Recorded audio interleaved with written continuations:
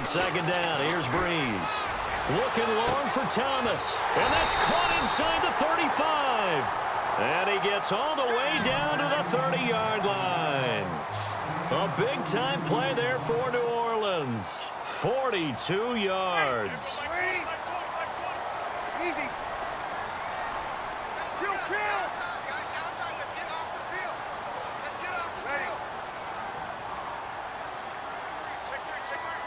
The slot man in motion right. Hey, alert three. Here we go. Watch the slant. Motion. Ready. Like 5. Like 50. Ready. They'll need to get the play off quickly. On 1st and 10, here's Breeze. He goes underneath to Ingram. And he'll go down here right around the 23-yard line. They'll give him 8 on the play, and it'll bring up a second down.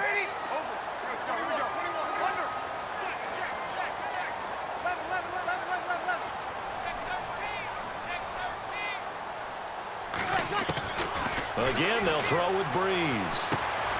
He's going to leave this for his running back. It's complete. And he's able to get it to the edge of the red zone at the 20-yard line. 3 yards there, good enough to keep the drive moving. And a good quarterback facing zone coverage. If he has just a little bit of time to survey the scene, that's what's going to happen. No doubt about it. If there's no pressure, he's going to continue to pick them apart because he'll have all that time to find someone open downfield. He can only cover for so long. So maybe they want to go to a zone blitz scheme, get a little bit more pressure. Remember when Carolina did that against Denver? They lost the game ultimately.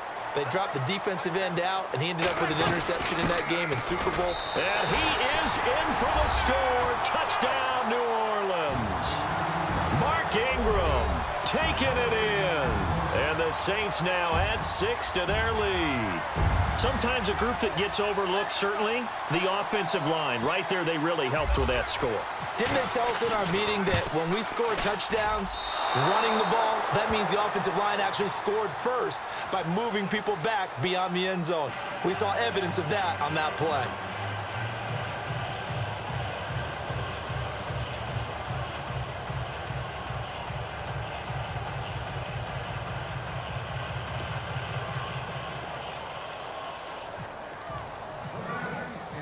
Morstead, the punter, out to kick it off. That's fielded in the end zone.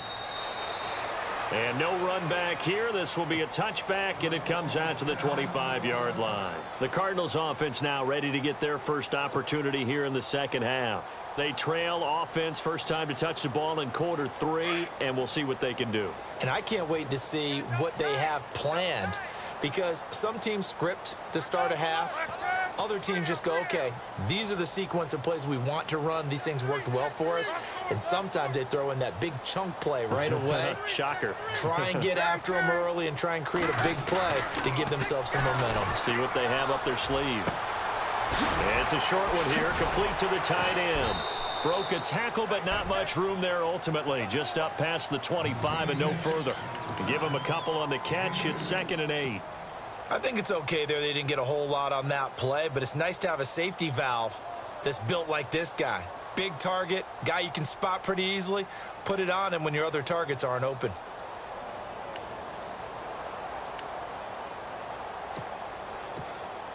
Let's see what the offense comes with here. 2nd and 8.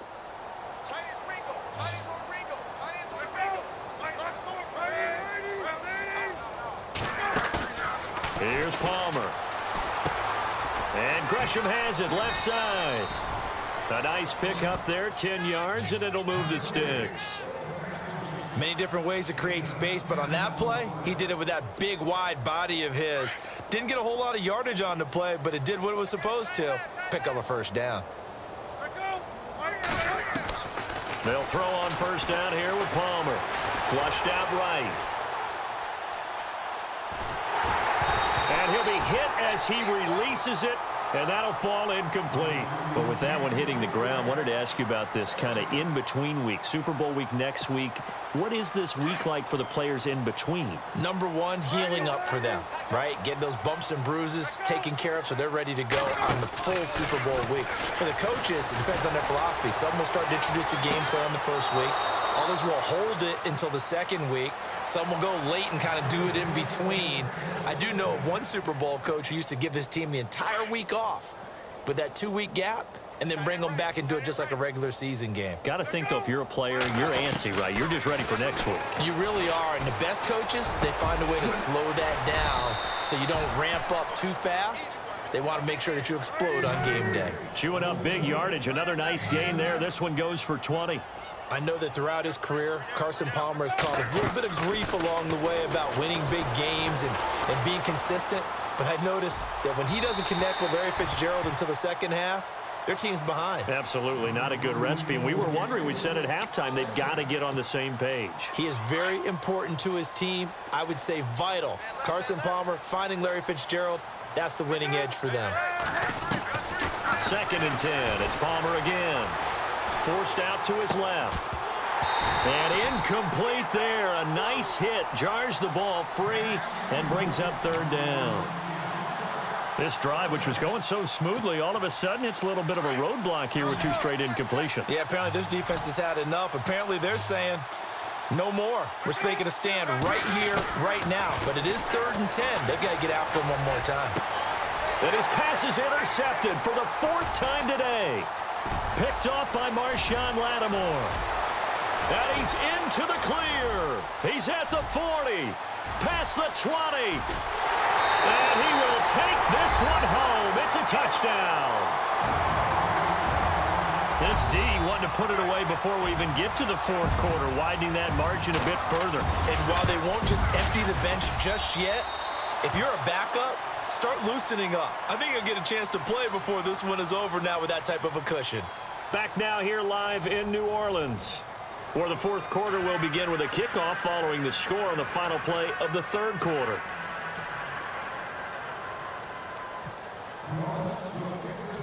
Morstead, the punter, out to kick it off. That'll be taken in the end zone. And no run back here. This will be a touchback.